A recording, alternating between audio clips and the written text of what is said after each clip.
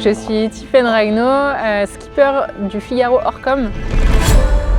À l'origine, moi, je faisais beaucoup de courses à la journée, en équipage ou en rentre à terre tous les jours. La course au large, c'était un peu déjà aller voir ce qu'il y avait hors de la baie et découvrir un petit peu plus tout l'environnement qu'il y a autour. L'équipage, c'est vraiment génial, on s'apporte beaucoup entre nous, mais c'est aussi assez facile de se reposer sur les qualités des uns et des autres et de se cacher un petit peu et de jamais sortir de sa zone de confort et parfois de ne pas progresser dans certains domaines.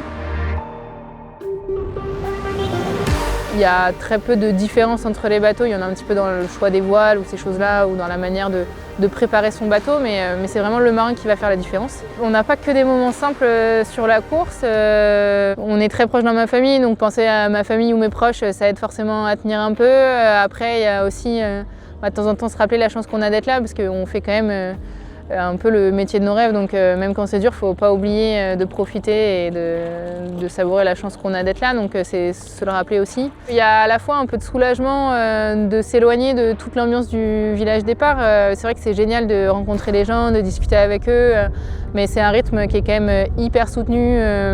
On a tous les briefings, les sollicitations pour le public, sollicitations médias, et il faut aussi gérer sa météo. Là, quand on y est, on sait qu'on y est enfin, donc c'est vrai que c'est chouette. Et puis forcément un peu d'appréhension, surtout sur les départs où on a le parcours côtier, où les bateaux sont très proches, il y a beaucoup de contacts. Moi, c'est vraiment la partie qui me stresse le plus. Je me suis blessée cet hiver à la main, et même si j'ai fait des gros progrès sur ce que j'ai récupéré en force et en motricité, je sais que j'ai un petit peu perdu, donc je suis un peu moins rapide dans mes manœuvres. Il faudrait en discuter avec le chirurgien qui m'a opéré, mais même lui, il y croyait pas. Déjà, il y croyait même pas à l'opération, donc être sur la solitaire, je pense qu'il y croyait pas. Donc c'est vraiment ce que je vais essayer de me rappeler dans les moments durs sur cette solitaire. Il va falloir réussir à trouver un peu l'entre-deux, entre pousser le bateau au maximum, parce que c'est quand même une étape où la vitesse doit être primordiale, mais aussi réussir à se préserver un peu, parce qu'il ne faut pas oublier que c'est que la première étape et qu'il y en a 2 autres après. Donc je vais essayer d'en profiter au maximum et de faire honneur à tous mes partenaires, et notamment à Orcom qui me fait confiance pour une 2e année. Ce qui est sûr, c'est que je vais vraiment tout donner et faire de mon mieux, et on verra ce que ça donnera